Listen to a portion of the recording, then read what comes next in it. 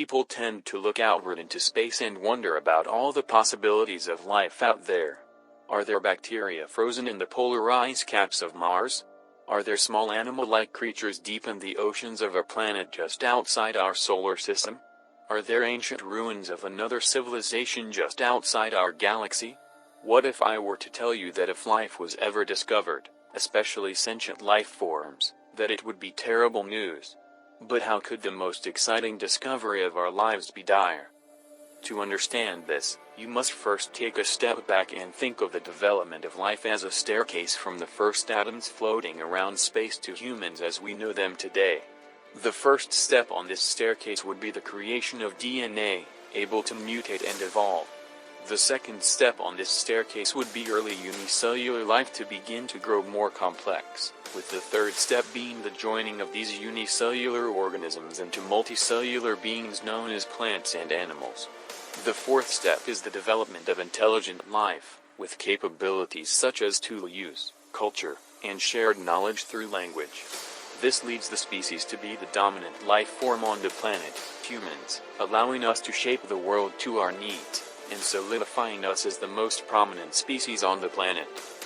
The following steps on the staircase are ones that we haven't taken yet, although we are in the process of climbing the next step, and that is small attempts to explore the area surrounding our world, and eventually be able to leave it when the need arises. This imaginary staircase is what is known as the Fermi paradox, and it was first theorized in 1996. Here we are 24 years later, and the same problems are still being discussed. In intelligent life, as we know it, our nature dictates that we reach out and attempt to inhabit all possible niches that can support us. The main problem with it is that every planet has both a carrying capacity and a lifespan, giving the human race cause to look outwards beyond our planet for an eventual place to colonize. After this step that we are on now, of learning how to navigate space travel, the remaining 3 steps would be to colonize one solar system, then the neighboring solar systems, then eventually the entire galaxy. This staircase appears to be the universal principle for intelligent life to follow no matter where they are from, because if a species is driven and competitive enough to take over an entire planet, it almost certainly wouldn't stop there. There are at least 500 billion planets in the Milky Way galaxy, including at least 10 billion planets with Earth-like conditions, which have been around for billions of years longer than the Earth has. According to the Drake equation, the galaxy is too vast for life to not exist outside of Earth, so why are we observing zero galactic civilizations? This empty dead space without any semblance of life means that something is preventing intelligent life from climbing to the top of this metaphorical staircase past the step that we have reached as human civilization. This theory is what is known as the Great Filter. The Great Filter is a barrier so difficult to overcome that it eliminates nearly every species that encounters it, which means one of two things. Humans are incredibly special and lucky as a species to have already passed this barrier, or we are doomed because we haven't yet reached this impenetrable barrier. The Great Filter is either behind us in the evolutionary staircase, or ahead of us. In the first scenario, the filter is behind us, and humans are the first to have reached this level of planet-dominating intelligence.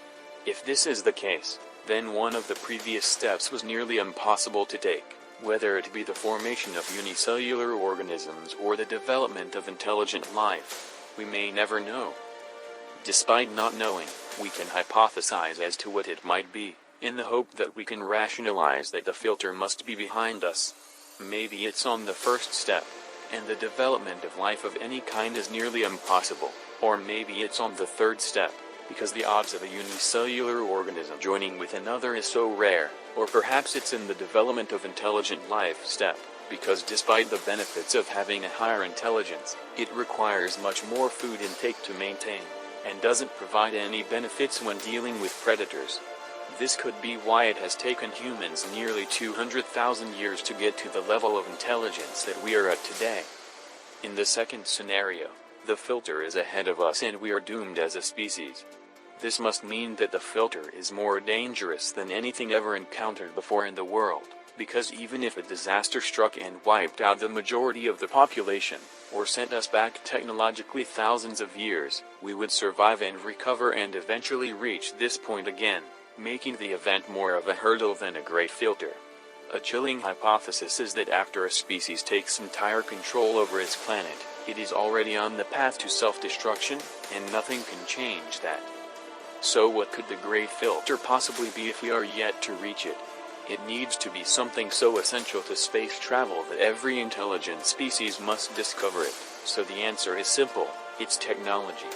Whether it's nuclear annihilation, rampant nanotechnology, engineered superviruses, extreme atmosphere damage to the point of planetary collapse, or something we can't even begin to predict right now, it must be tied to technology.